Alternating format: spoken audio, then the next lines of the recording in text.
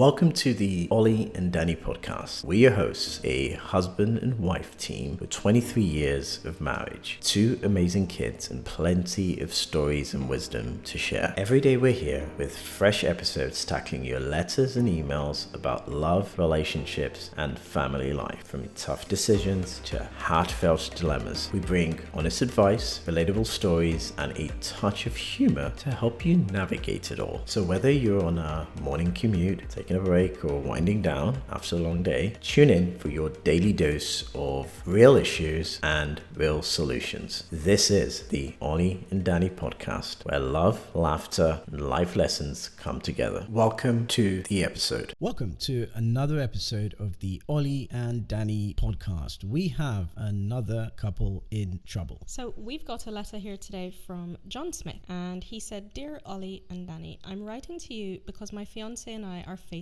a serious issue. I don't know how to move forward. We've been together for 5 years, and for the most part, we've always been on the same page about the big things in life. Lately, we've hit a wall, and it's about something we thought we'd always agree on: how to raise our future kids. We've both always wanted kids, and until recently, it felt like an exciting, natural step in our relationship. But when we started having real conversations about how we'd parent, it was like we were speaking different languages. I've always believed in structure and discipline, having clear rules, setting boundaries, and teaching kids the importance of respect and responsibility. My parents raised me this way, and I think it helped me grow into the person I am today. But my fiancée has a completely different view. She believes in letting kids figure things out for themselves, allowing them to explore freely, and not being too rigid with rules. She feels that a child-led approach fosters creativity and confidence. We've had multiple discussions about this, but they've all ended in frustration. She thinks my approach is too strict and might make kids feel stifled, while I worry that her methods lack the kind of guidance kids need to thrive. Neither of us feels like we can compromise without giving up a core part of what we believe about parenting. This has become such a sticking point that we're starting to wonder if we're truly compatible when it comes to building a family. It scares me to think that something we've always dreamed of could become the thing that pulls us apart. I love her so much, and I want us to be able to figure this out. But right now, it feels like we're at an impasse, and I don't know how to bridge the gap. How can we find a way to approach this issue without one of us feeling like we're losing ourselves or our values?" Okay, so this is a classic case of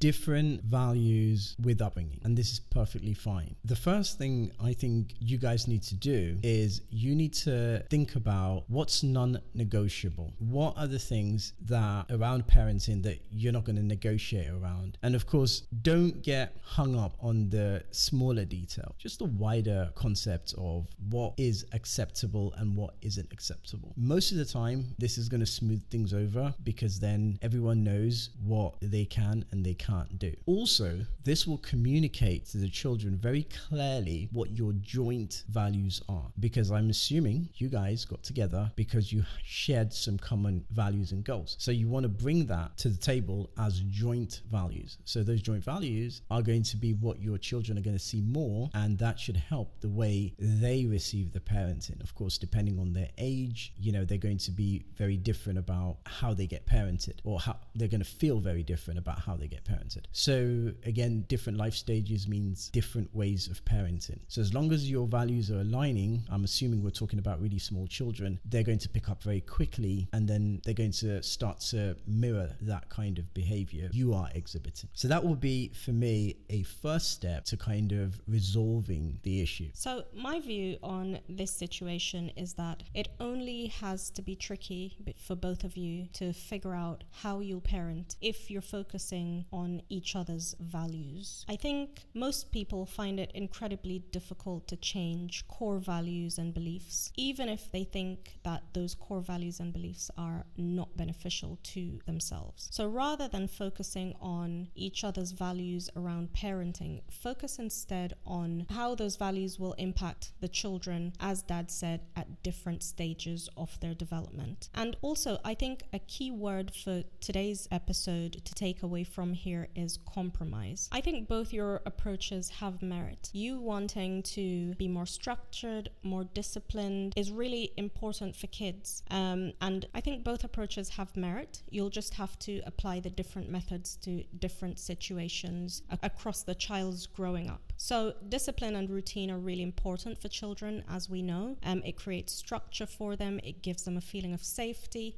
and a sense of direction. They know exactly what's expected, where to go, what to do, what's acceptable. But it's also really important for them to be able to figure some things out on their own, for their own sense of accomplishment, for their own sense of confidence. That's going to be an important part of their life as they grow up. So as I said, I think it's very possible to incorporate both methods of child rearing, just at different stages of their development. So in terms of things like education, like tidying up, like being respectful to parents, etc., of course, the discipline and the structure and a little bit more rigidity will need to be applied there. Whereas for other things like maybe figuring out a career path, navigating friendships, learning how to work things out in the real world for themselves, even in terms of just, fostering an exploratory nature in terms of going out and being a part of nature and, having that kind of connection with the natural world, there is going to need to be a sense of freedom and choice about how they go about those kinds of exploration. So I think it is very possible to incorporate both methodologies in raising children. So don't think too deeply right now about what her values are and what your values are that are different from each other. As Dad said, focus on the shared values that you do have, because also children are very observant. You have no idea how much they will observe just from you guys and your interaction with each other. And from that, they will be able to pick up what your shared values are, like Dad said, and be able to mimic those and incorporate that into their own ideas about you and what they should be doing as a result. I totally agree. Most people also don't think a lot about the emotional roots of their beliefs. So what we often describe as discipline or a rigid form of raising children with rules are sometimes embedded in some kind of historical discipline trauma, for lack of a better word. So often it might be that you might have to look at what you are thinking is rigid or what you are thinking is rules. You might have to go back and explore that with your partner just to make sure that you are actually hashing this out. It might be essential for you guys to talk about it and say, well, this is what I want to do from a parenting standpoint. What do you think of it? Invite a critique, because through that you can explain your logic of parenting better and maybe even be able to explain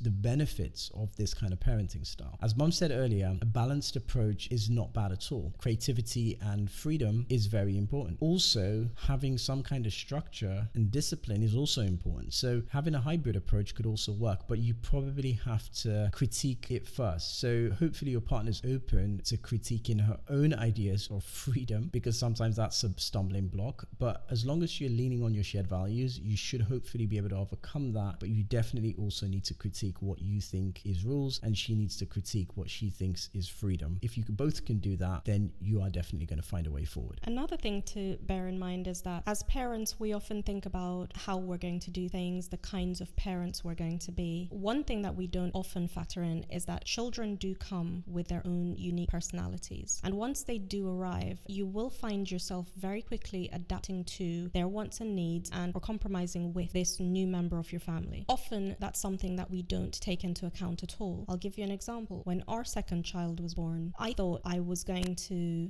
be the kind of mom who had him in bed by 7 o'clock every night. He was going to be in a very strict routine pretty much from birth, and that's how it was going to go. Well, when he came along, it wasn't like that at all. He didn't sleep for more than half an hour in a day. At night, he would not sleep in a cot or in a Moses basket. It was in my arms always, or no sleep at all. And that's just something that I had to adapt to. Regardless of how much I thought about all the things I was going to do and all the things I was going to employ in order to make sure that I raised him in that way, it just didn't happen. He's no worse off for it. So I can tell you from experience that when you have children, the things you thought that you would do are usually not what you end up doing. So leave yourself some room for, things going differently than you thought they would, because they often do. That's all we have for you today, but don't forget to follow us on all the platforms: Substack, Apple Podcasts, Spotify, and also right here on TikTok. Till our next episode, adios. See you in the next one, guys. Ciao.